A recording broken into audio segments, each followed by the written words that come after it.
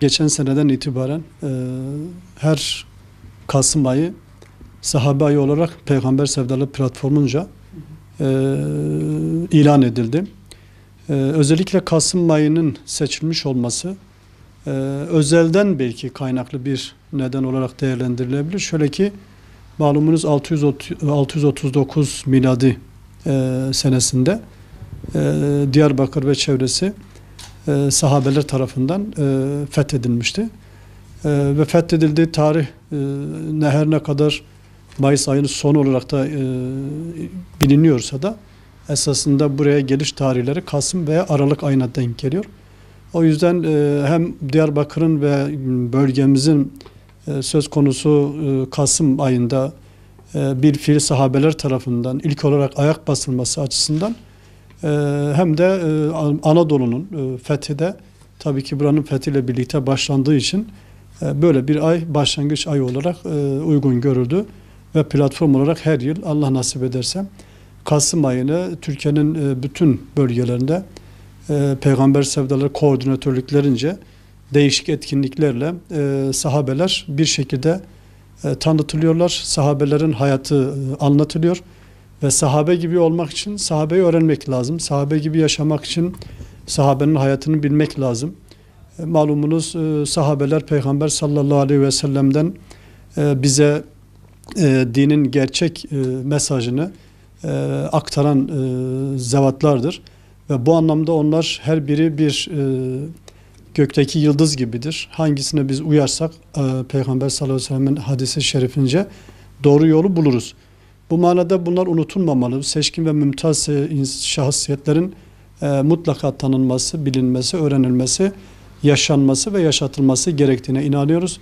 Ve inşallah bu her geçen yıl daha fazlasıyla ele alınacak ve bu konular üzerinde fazlasıyla eğilecektir. Biz her yıl Kasım ayında 3 sahabi konusunu ele alıyoruz. Yani 3 tane sahabinin hayatını ele alıyoruz. 3'ü erkek, 3'ü bayan olmak üzere bunların hayatları koordinatörlüklerce işlenmektedir. Kapalı mekanlarda veya dernek binalarında bir şekilde işlenmektedir. Bu sene de erkeklerden Ebu Ubeyde bin Cerrah, Berra bin Malik, Said bin Amir, bayanlardan ise Esma bin Ümeys, Ümmü Süleym, Ümmü Ümare şeklinde bu Kasım ayı boyunca bu sahabeler işlenecektir. Ayrıyeten her Kasım ayında 3 sahabilerin ya 3 sahabinin dışında yani bayan ve erkek 3 sahabinin dışında da bir sahabi daha özelde ve ana bir tema olarak işlenme hususunda platformun aldığı karar vardır. Bu yılda Hazreti Ömer konusu daha kapsamlı bir şekilde daha genel bir yerde herkesin katılımını sağlayabilecek bir şekilde bir etkinlik düzenlenecektir. Bu etkinliğimizin teması da şudur. Faruk-u Adil Hazreti Ömer şeklinde bir temamız var. Bu tema zaten şu anda afişlere de basılmış ve yakın zamanda bunlar da bir şekilde asılacak. Şehrimizin veya koordinatörlüklerimizin olduğu bütün bölgelerde ana tema Hazreti Ömer'dir. Tekrar ediyorum, temamızın konusu Faruk-u Adil Hazreti Ömer şeklinde olacak. Bu daha genel, yani bir üst çatı olarak her sene böyle bir sahabi daha öne çıkaracak şekilde bunu işlemeye çalışacağız inşallah. Peygamber sallallahu aleyhi ve sellem'i yakından tanıyan, onu yakından bilen ve ona ilk başta iman eden nesil sahabe neslidir. Ve bizler bu neslin fedakarlığını, bu neslin iman edişini, bu neslin teslimiyetini, bu neslin tebliğ vazifesini ve bu neslin cihat safhalarında göstermiş olduğu mücadeleyi iyi bir şekilde anlamaya çalışırsak inşallah onlar gibi olmaya çalışırız.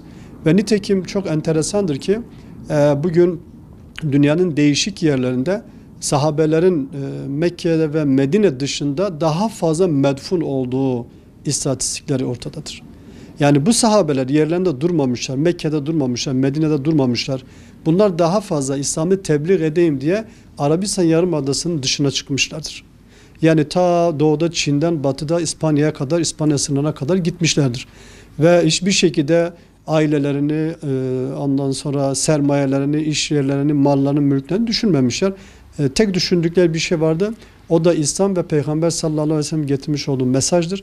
O mesajı dünyaya yaymak için gece gündüz at sırtında, deve sırtında ve yayan bir şekilde mücadeleni sürdürmüşler. Dolayısıyla o seçkin güzide insanlar, Peygamber sallallahu aleyhi ve sellem'in ilk halkasını teşkil eden o şahsiyetleri tanımak zorundayız. Onları tanırsak, onlar gibi olmaya çalışırsak Peygamber sallallahu aleyhi ve sellem'i anlama noktasında belki bir merhale olsa, bir adım olsa daha iyi anlamış oluruz diye düşünüyoruz. O yüzden halkımızın özellikle sahabeleri yakından tanımaları ve sahabeler hayatı anlatılırken mutlaka sahabe hayatını iyi dinlemeleri, iyi okumaları ve yaşamaları noktasında tavsiyemiz vardır. Tabii ki en başta kendi nefsimize tavsiye ediyoruz bunu. Allahu Teala bizleri onların şefaatinden mahrum etmesin diyoruz. Yani Türkiye'nin değişik yerlerinde belki bir sahabinin metfun olduğunu görmekteyiz ve orası alabildiğince hem önem veriliyor hem çok güzel bir şekilde etrafı dizayn ediliyor. Oralar ziyaret mekanı olarak yapılmış ve insanlar hakikaten orada huzur buluyor. Ama maalesef bizim şu anda Hazreti Süleyman mevkisinde camisinde 27 şehit sahabenin metfun olmasına rağmen etrafı sizler de belki gezmişsiniz, görmüşsünüz. Gidilecek ve görülecek yerler olarak gerçekten görülmek istenmemektedir.